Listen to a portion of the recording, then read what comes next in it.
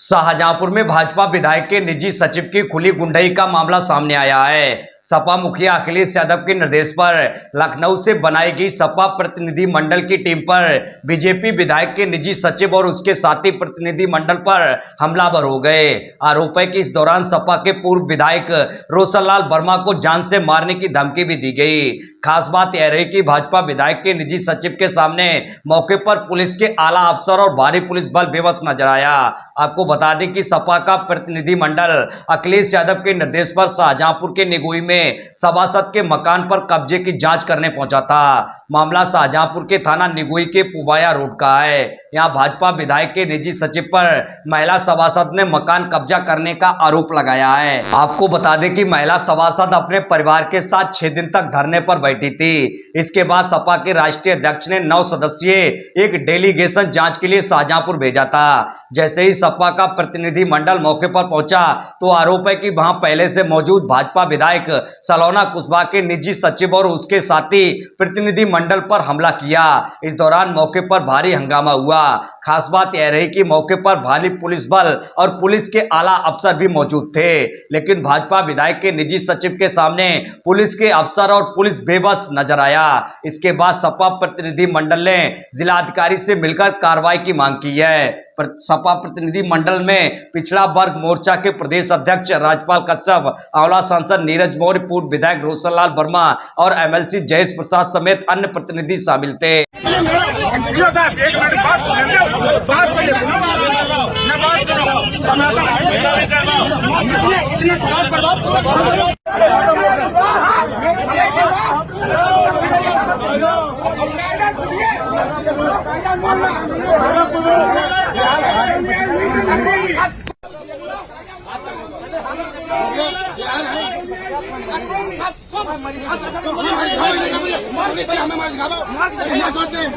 हमारी पार्टी का डेलीगेशन आपके निगोई क्षेत्र में गया था, क्या घटना हुई है वहाँ पर? घटना तो ये सालों से हो रही है लगातार। जो हमारी जब से हम चुनाव हारे हैं, जो हमारी क्षेत्रीय विधायिका हैं सलोना कुशवाहा जी, उनके प्रतिनिधि लगातार ज़मीनों पर कब्जा कर रहे हैं। मैं बरसों से शिकायत कर रहा, जब शिकायत पर नहीं माने तो आप लोगों को जानकारी होगी, संध्या सिंह इतनी भीषण गर्मी में अपने परिवार सहित धरने पर बैठी थी। जब वो अधिकारियों से फिर भी निवेदन करती रहे, जब वो नहीं मानी तो जिला अधिकारी महोदय से मेरी वार्ता हुई। बोले विधायक जी धरना खत्म कराइए, मैं अगर अवैध निर्माण है तो हम इसको ध्वस्त कराएंगे। उसके बाद माननीय राष्ट्रीय अध्यक्ष जी ने भी एक टीम गठित की। राष्ट्रीय अध्यक्ष जी से शिकायत की गई कि ऐसे ऐसे समाजवादी पार्टी के समर्थक, उनके कार्यकर्ता, पूर्व विधायक, हम स्वयं, हमारी ज़मीन पर भी कब्जा हो रहा है। तो राष्ट्रीय अध्यक्ष जी ने वहाँ से एक उच्च स्तरीय टीम गठित की, जिसमें माननीय हमारे सांसद आंवला नीरज कुशवाहा जी, हमारे पूर्व एमएलसी भाई राजपाल कश्यप जी, हमारे जिला अध्यक्ष जी अमित रिंकू, पूर्व एमएलसी अवधेश वर्मा, पूर्व मंत्री और कई लोग थे।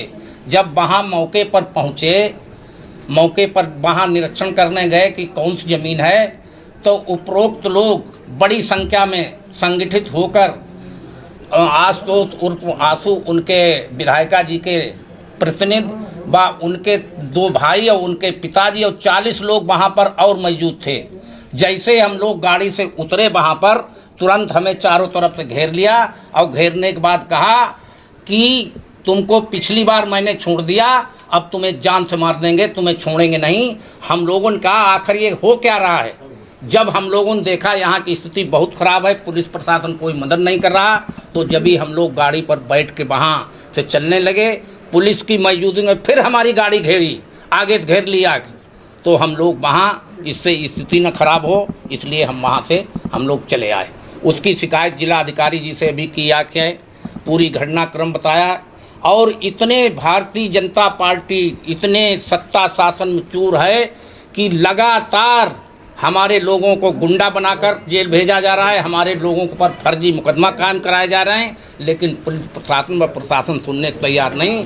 अब जब माननीय राष्ट्रीय अध्यक्ष जी के हम लोग संज्ञान में बात लाए हैं, अगर प्रशासन इस पर भी उचित न्याय नहीं दिलाती है तो हम लोग विधानसभा में और लोकसभा में भी बातें उठाएंगे और उसके बाद भी प्रशासन नहीं चेंजता, सरकार नहीं चेंजती तो बड़े पैमाने पर जिला स्तरीय नहीं, राष्ट्रीय अध्यक्ष जी से पूरे उत्तर प्रदेश में आंदोलन छेड़ने का काम करेंगे। मतलब अखिलेश यादव ने जो टीम बनाकर के जांच के लिए भेजी थी, उस टीम पर विधायक के पीए ने हमला किया? नहीं, हम पहले तो हमारे ऊपर हमला किया, टीम थी। जब हमारे ऊपर हमला किया, सीधे गाली गलौज देने लगे, धमकी देने लगे जान से मारने की, तो वो तो पूरे टीम पर, हमारे साथ साथ पूरी टीम पर हमला हुआ। जी जायज अच्छा नाजायज रिवाल्वर थे, पिस्टल थे, गोट लगे हुए थे उनके बाकायदा।